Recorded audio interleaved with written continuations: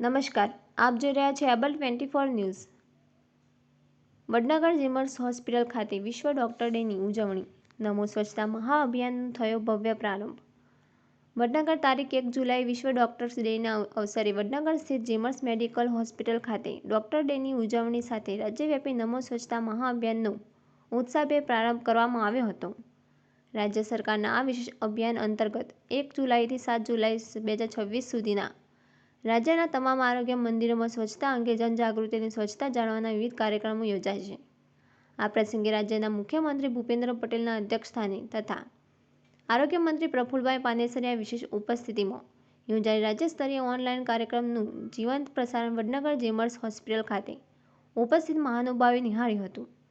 કાર્યક્રમ દરમિયાન આરોગ્ય સંસ્થાઓમાં સ્વચ્છતા, દર્દી સેવા અને આરોગ્ય ક્ષેત્રમાં ગુણવત્તાયુક્ત સેવાઓને વધુ મજબૂત બનાવવા માટે સૌએ સંકલ્પ વ્યક્ત કર્યો હતો। વડનગર ખાતે યોજાયેલ કાર્યક્રમમાં ધારાસભ્ય કિરીટ પટેલ, જિલ્લા ભાજપ મહામંત્રી કમલ પટેલ, જિલ્લા કલેક્ટર S.K. પ્રજાપતિ, પ્રાંત અધિકારી અમિત ચૌધરી, જીમર્સ મેડિકલ હોસ્પિટલના civil superintendent doctor Sunil Oza, medical કોલેજના dean doctor Mukesh Vora, additional dean doctor Shweta Oza, Vadnagar નગરપાલિકા પ્રમુખ મિતિકાબેન શાહ, તાલુકા પંચાયત પ્રમુખ કલાજી ઠાકોર, ચીફ ઓફિસર ભરતભાઈ વ્યાસ, તાલુકા આરોગ્ય અધિકારી ડોક્ટર ચંદ્રકાંત કડિયા સાહેબ સહિત ડોક્ટરો, મેડિકલ કોલેજના સ્ટાફ અને મોટી સંખ્યામાં ઉપસ્થિત લોકોએ ભાગ લીધો હતો। વિશ્વ ડોક્ટર ડેના અવસરે આરોગ્ય સેવાઓમાં ડોક્ટરોના અમૂલ્ય યોગદાનને બિરદાવવામાં આવ્યું હતું। સાથે સ્વચ્છ હોસ્પિટલ, સ્વસ્થ સમાજ અને ગુણવત્તાસભર આરોગ્ય સેવાઓના સંકલ્પ સાથે નમો સ્વચ્છતા મહાઅભિયાનનો પ્રેરણાદાયી પ્રારંભ કરવામાં આવ્યો હતો। કાર્યક્રમ દરમિયાન હોસ્પિટલ પરિસરમાં સ્વચ્છ અંગે જનજાગૃતિ ફેલાવવા અને સ્વચ્છતા જાળવવા માટે સૌએ સક્રિય સહભાગી બનવાની પ્રતિબદ્ધતા વ્યક્ત કરી હતી। અહેવાલ રણજીતસિંહ ઠાકોર, એબલ 24 ન્યૂઝ। સમગ્ર રાજ્ય માટે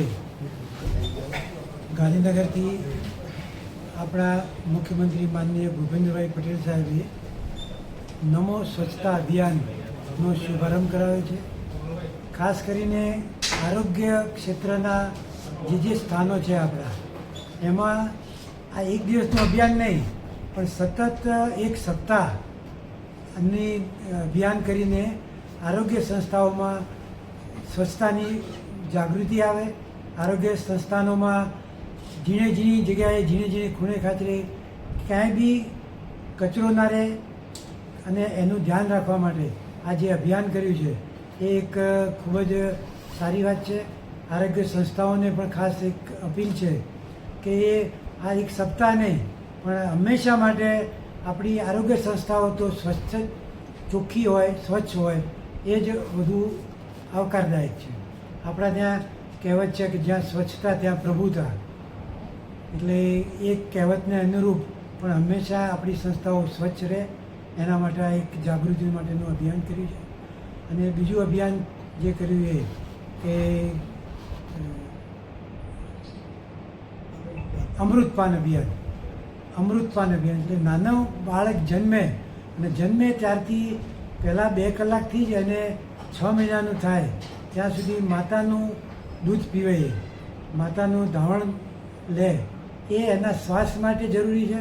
અને એ રીતે તંદુરસ્ત બાળક એ તંદુરસ્ત સમાજનું નિર્માણ કરવા માટેની એક પાયાની જરૂરિયાત છે। અને એ રીતે આજે જે અમૃતપાન અભિયાનનો પણ જે પ્રારંભ કરાયો છે અને આરોગ્ય કર્મીઓને જે રીતે ટ્રેન કરાયા છે કે દરેક પરિવારમાં બાળકનો જન્મ થયા પછી એના ત્યાં 6 મહિના સુધી અમુક એના ત્યાં મુલાકાતો કરવાની, કેવી રીતે બાળકનો વિકાસ થઈ રહ્યો છે, શું મુશ્કેલીઓ આવે છે, અને એ જોઈને જે સ્વસ્થ બાળક તૈયાર મોટું થાય અને તંદુરસ્ત બાળક મોટું થઈને એક સારો નાગરિક બને એ દિશામાં અભિયાન છે। સાહેબ, આજરોજ કોલેજની કેમ્પસની વગેરે મુલાકાતો પણ કરવામાં આવી, શું કહેશો એ બાબતે? કોલેજ કેમ્પસની મુલાકાતો કરીને અમે કોલેજના સૌ ડીન અને બધા અધિકારીઓ સાથે અમે જોઈશું કે ક્યાં ક્યાં સ્વચ્છતાની ઝીણા ઝીણા મુદ્દાઓમાં ક્યાં જરૂર છે, શું કરવાથી વધુ, અને આ જે સ્વચ્છતાનો જે અત્યારે જે માહોલ બન્યો છે એ કાયમ માટે કેવી રીતે જળવાઈ રહે એની પણ અમે થોડી ચર્ચા કરીશું અને એનું પણ આયોજન કરીશું।